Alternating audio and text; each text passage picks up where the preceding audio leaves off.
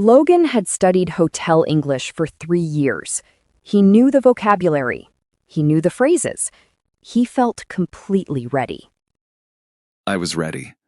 I had rehearsed, but it didn't matter. What happened?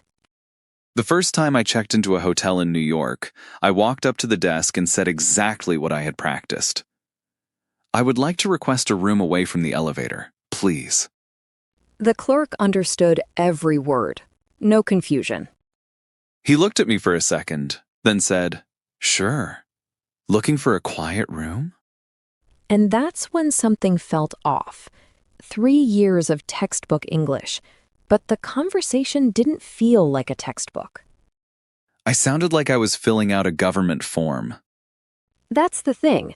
Hotel English from a textbook is technically correct. It's just not how any of this actually works. I got the room. I just realized afterward that I'd practiced the wrong part of the conversation. Stay with us. This is Easy English with PJ. I'm Logan. And I'm PJ. Quick question before we start. What's one English phrase you rehearsed before a trip that felt totally wrong when you actually said it? Tell us in the comments. Let's get into it. So what should I have said instead of the whole, "I would like to request" thing? Something like, could I get a quiet room? Maybe away from the elevator? That's it. That's the whole sentence. That's so much shorter. Front desk staff don't need a speech. They need something short, clear, and warm. What do you mean by warm? Warm just means friendly and natural, not formal. The word could does a lot of work in hotels. It's not weak, it's polite without being too formal. Could I check in early? Could I get a room on a higher floor? I think I was saying I would like to request for everything. Which sounds fine. It's just stiff, like you're placing a formal complaint, not asking for a room. So what does check-in actually sound like? Something like, "Hi, I have a reservation under Logan." Then just wait. The front desk agent takes it from there. You don't need to explain the whole booking history. Some travelers just say, "Reservation under Logan." And that's fine too. But "I have a reservation" is the one you can use anywhere. I used to explain. I'd say, "I booked 2 weeks ago, online, and I also have a confirmation email." And the staff smiled politely, while their eyes said, "I just need your name." Every time. Here's what that actually looks like. You walk up to the desk. You say, "Hi, I have a reservation under Logan." They either find it or ask you a question. If they can't find it, that's when you say, "I have the confirmation email on my phone." Not before. So you lead with the simple thing, and you only add detail if they need it. Exactly. Let's try it. You're checking in. Go. Good evening. I would like to inform you that I have previously made a reservation for this evening. The clerk is already typing. They need one thing, your name. Oh, Logan. Right. And notice what happened there. You gave a lot of words. They needed one. That's the gap. Not grammar, not vocabulary. Just how much do you actually need to say? One sentence would have started the whole thing. Exactly. "Hi, I have a reservation under Logan." Then you wait. They'll ask whatever they need next. Maybe it's your ID, maybe it's a credit card, maybe they hand you your room key. You don't know in advance, and that's fine. You don't need to prepare a script for every possible response. You just need to start the conversation. That's actually the part that made me nervous. I didn't know what they'd say back. Right. And over-preparing your opening doesn't solve that. It just makes the first sentence longer. The front desk will guide you. Your job is to show up and say the first thing. Quick one. Imagine you arrive and the staff can't find your reservation. What's the first thing you do? Keep listening. We'll come back to that. So what happens when there actually is a problem? The room is cold or noisy, or the key doesn't work. This is where a lot of English learners go quiet, because they know how to order and check in, but asking for something to be fixed feels harder. I once had a heater that wasn't working. I just put on 2 sweaters and told myself I'd call the front desk tomorrow. How long did that go on? 2 nights. I kept saying tomorrow, and then suddenly it was checkout day. 2 nights in a cold room because calling the front desk felt too complicated. I didn't know exactly what to say, and I didn't want to sound rude. Here's the thing. Asking for help at a hotel is not complaining. The front desk staff is there to fix it. That's their job. You're not being difficult. You're giving them a chance to fix it. That actually changes it a little. So all you need is the first sentence. Something like, "Hi, the air conditioner in my room isn't working." Then stop. The front desk will ask what they need. "What's your room number?" You say 512. "We'll send someone up."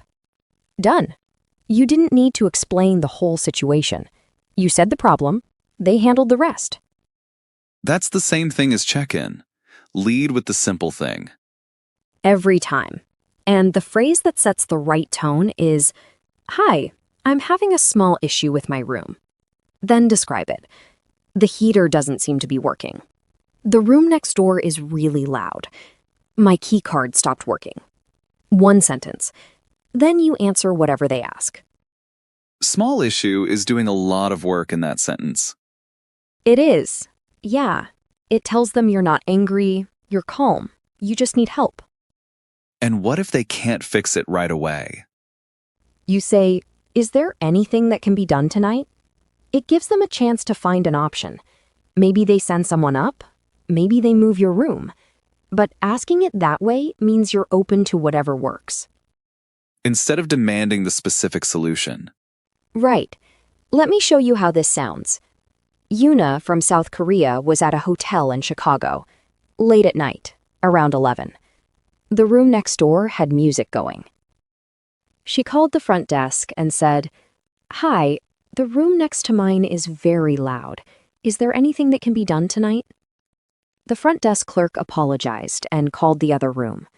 About 10 minutes later, everything was quiet. That's so clean. She didn't say sorry for calling. She didn't explain that she had an early morning. Short, calm, one sentence. The front desk did the rest. Your turn. The TV in your room isn't working. You call the front desk. Hello. I'm so sorry to bother you. I know it's probably something I did wrong, but the television seems to be having some sort of issue, possibly. You apologized 3 times before describing the problem. I was being polite. You were being nervous. They heard sorry and possibly, and I know it's probably me, which makes them wonder if there really is a problem. Try it again. Okay. Hi. The TV in my room isn't working. Could someone come up and take a look? That's it. One sentence, one clear request. That's all they need. No apology. No explanation. No possibly. Exactly. The confidence isn't rude. It's just clear. Okay, but there's another hotel thing I always mess up. Room service? Exactly. What do you do? I read the whole menu description back to them. Like, I would like the tomato-based soup with seasonal vegetables. Please. The one listed under the warm starter section. How did that go? They put me on hold. Because they needed to go find which soup you meant. Here's what room service actually sounds like. "Hi, I'd like to order dinner. I'll have the soup and a sandwich." Then they ask the questions. Size, type, anything extra. You don't have to prepare the full order. They guide you through it. So I'm not performing. I'm just starting something. And they take it from there. When you don't know a word for something, like a specific food item, you just describe it. Something warm, maybe a soup or pasta. They'll offer you options. That's actually a huge relief. I've avoided room service because I wasn't sure I'd get the words exactly right. Marcus from Brazil was traveling alone in New York for work. First time ordering room service in English, and he was nervous about it. He picked up the phone, hesitated for a second, and said, "Hi, I'd like something light for dinner. Something warm." The person on the phone said, "Sure, we have tomato soup, chicken noodle soup, and pasta." Marcus caught chicken noodle but missed the rest, so he just said, "Chicken noodle, please." Done. He didn't know the exact words. He just knew enough to start the conversation, and that turned out to be enough to get him dinner. And when you want something specific, like you need decaf, coffee, or extra towels, You just added at the end, "Could I also get some extra towels? Could I also get a decaf coffee with that?" That phrase, "could I also get," is really useful.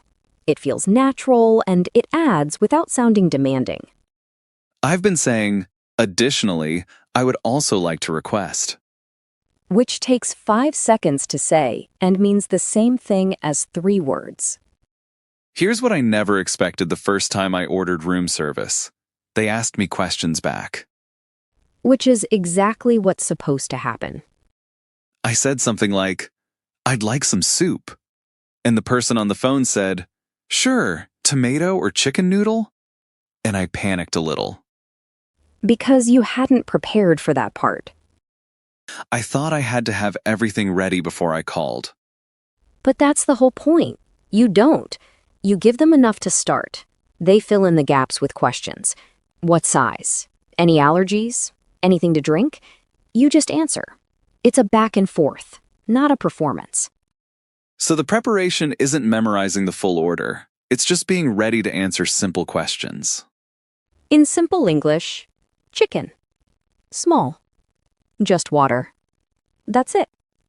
And if you didn't catch a question clearly, you can say, "Sorry, could you say that again?" They will. Back to the check-in question from earlier.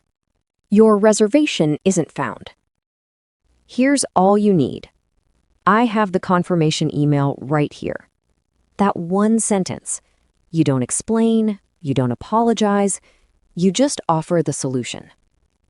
Okay, let's bring it together.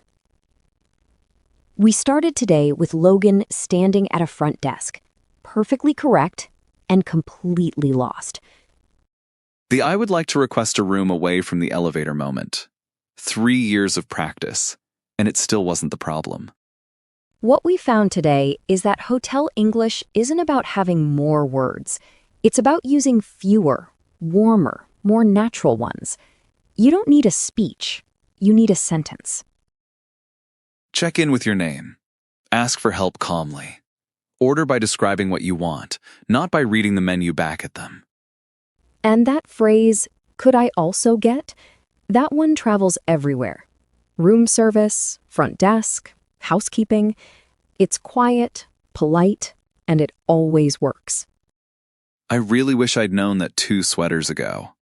Here's the challenge. Before tomorrow night, try one real request in English. It doesn't have to be at a hotel, a coffee shop, a restaurant, a work call. Pick one phrase from today and use it once. Could I also get, "I'm having a small issue," whatever fits your day. And tell us in the comments, which situation from today sounds most like something you've actually been in? The cold room? The key card? The room service order? Tell us your story. If this helped you feel more ready for a real English conversation, hit subscribe and turn on notifications. New episodes every week, all built for real life. And share this with someone you know who's planning a trip and wants their English to actually work when they get there. And remember, the front desk doesn't need a speech. They just need to hear you.